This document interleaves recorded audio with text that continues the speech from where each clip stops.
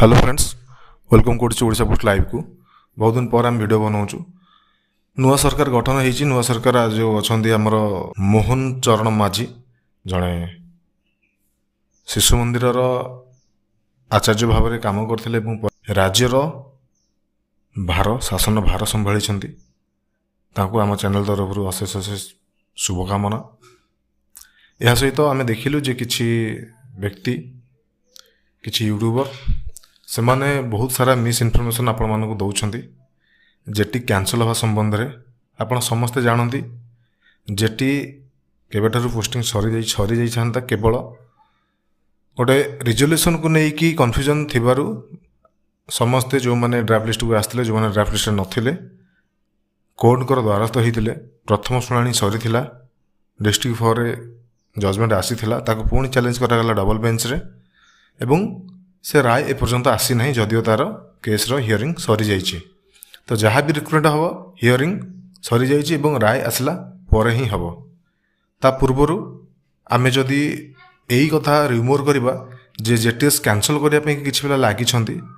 Total परीक्षाटा को cancel करने लगी ताले यहाँ गोटे आपण मान मन भितर गोटे भ्रांत धारणा एवं गोटे पैनिक सिचुएशन टाक क्रिएट करुच्ची। एभली खबर ठार आपण मैंने दूरे रुहतु सेमती कौन हबार संभावना नहीं। थोड़े चिंता करूँ गोटे एग्जाम सरी पिला परीक्षा दे सारी तार रिजल्ट आसी जाइए जदिव तार मार्क पिला जानी ना लिस्ट बाहरी गला से अलग कथा किंतु केबे भी गोटे एग्जाम कैंसल होला भाया संभव परिस्थिति यहाँ नुह। तेणुक रिमूव आप दूरे रुहतु आप प्रिपेरेसन करूँ आप जानती ओएसटीटी रिजल्ट बाहरी जबार अच्छी ता सहित 2024 ओटीटी हवापाई कि प्रस्तुति चली जहाँ आम आज खबर कागज सूचना पाई सारीचे। यही परिप्रेक्षी में जेटीएस को लेकिन जो द्वंद्व से द्वंद्व भितर आप निजक बाहर करूँ कौन से व्यक्ति जो मैंने विशेषकर एक्टिव अच्छा आपण मानकर भावना को लेकिन जे ना यहाँ कैंसल होगापी जाऊँगी संपूर्ण रूप से भूल धारणा भूल खबर। आम कहीपर जे 20,000 फिलअप केमती हम ता सहित पूर्व सरकार 10,000 पुणी थे 20,000 दे सारापर डिक्लेयर करते 10,000 जूनियर शिक्षक बाहर करने की पोस्ट से केमती बाहर ये 20,000 केमती फिलअप हम तापाई जदि आम नुआ मंत्रिमंडल एवं आमर जी भी नुआ शिक्षा मंत्री हूँ कि आमर जे एबे प्रिय मुख्यमंत्री हेले मोहन चरण माझी सार को आम जाकि भेटी पारिबा डेलीगेशन नहीं देखा करिपरिबा। आम यही डिमांड करिपरिबा जे 20,000 ରୁ 20,000 केमती फिलअप हो एवं जो प्रोब्लेम गुड़ाक क्रिएट होती ड्राफ्ट लिस्ट आसबार से प्रोब्लेम को बाद देकी किसी नुआ पिला सुजोग मिलू आम ए कथा को लेकिन आमर कथा उठे पारिबा नुआ सरकार पाखरे तापाई कि प्रस्तुति कले मु भावुची बहुत भल हम किंतु दयाकोरी से पिलामानक अनुरोध रहिबो केही भी मिस इनफॉरमेशन स्प्रेड करंतुनी जे जेटीएस कैंसल हो जाउछ बोली। गंजामर जड़े सांग थिला से तांकर स्टाटस रे सेटा रखिथिले तो मु भी ताकू गोटे हस इमोज देकी ताकू स्टाटस रे रखिथिले किंतु ताकू नेइकरी मिस इनफॉरमेशन दियागला यूट्यूब माध्यम रे छाड़ू जार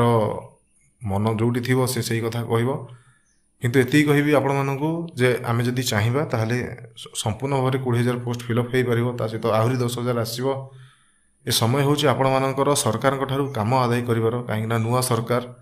यही सरकार मध्य घोषणा करछंती जे 8,000 स्कूल को से रिओपन करेंगे जोटा पूर्व सरकार रे बंद हो जाइथिला ता सहित नूतन नियुक्ति देवे शिक्षापाई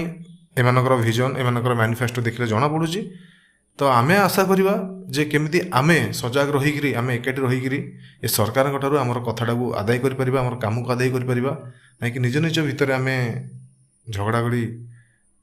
वाद विवाद को आम पाखु नहीं आसीबा। तो आगामी दिन में अनेक सारा घटना घटवाक जाऊँगी जहाँ भी इनफॉरमेशन आम पाखे आसी पहुँचो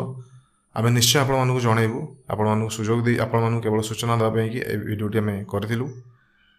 तो आगामी दिन में जहाँ भी जेटी रिगार्डिंग हो कि अन्य कौन